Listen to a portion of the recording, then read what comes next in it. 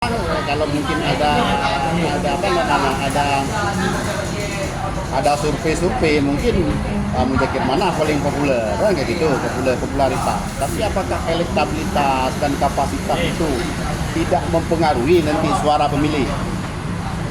Itu kan kemungkinan dalam politik kan bisa saja terjadi, dan memang itu memang popularitas juga dibutuhkan, gagasan juga harus ada dalam pemilu dan pilkada. Itu kan dalam teori politik itu ada yang namanya teori modal, ya, teori modal itu ada modal sosial, ada modal budaya, dan ada modal ekonomi. Modal sosial bagaimana jaringan yang dia sudah terbentuk, ya kan, membangun jaringan dari bawah sampai ke atas.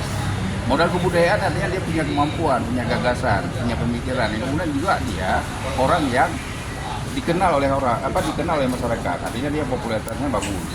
Kemudian satu lagi adalah modal ekonomi. Modal ekonomi juga adalah hal yang paling penting. Artinya apa? Dia mampu memobilisasi mesin politiknya. Jadi ini menurut saya yang harus dimiliki oleh beberapa calon kandidat tersebut.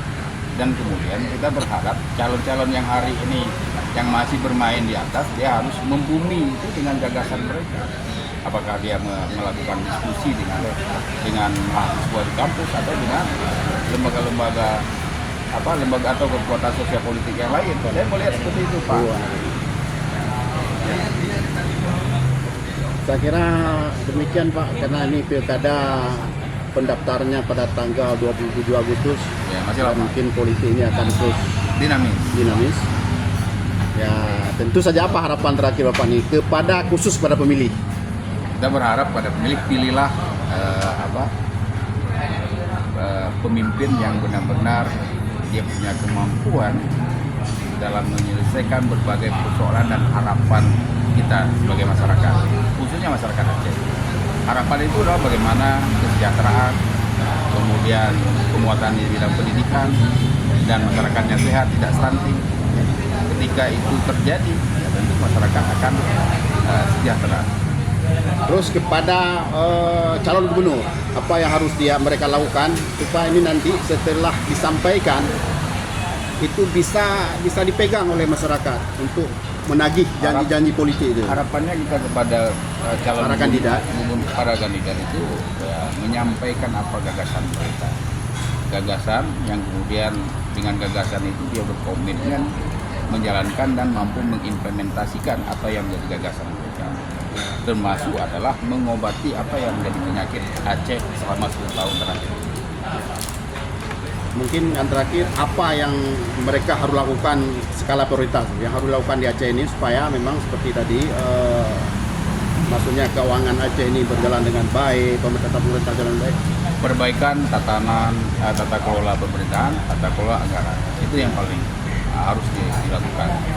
Artinya program yang sudah dirumuskan dalam RPJM itu betul-betul harus diimplementasikan, harus konsisten, komitmen yang kemudian dijalankan.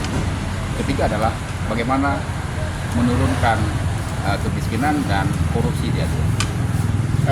Tata kelola pemerintahan termasuk dengan memilih kepala dinas, menunjuk kepala dinas yang bagaimana itu? Ya semuanya, ya, tata kelola reformasi tata kelola pemerintahan, ya bagaimana mekanisme dalam penunjukan, tidak ada orang dalam, tidak ada rekomendasi, tapi memang diseleksi sesuai dengan kemampuan mereka.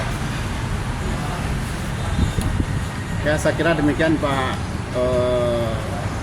Dr. Usman Lamreng MSI, pengamat politik dari Universitas Abu Yatamang.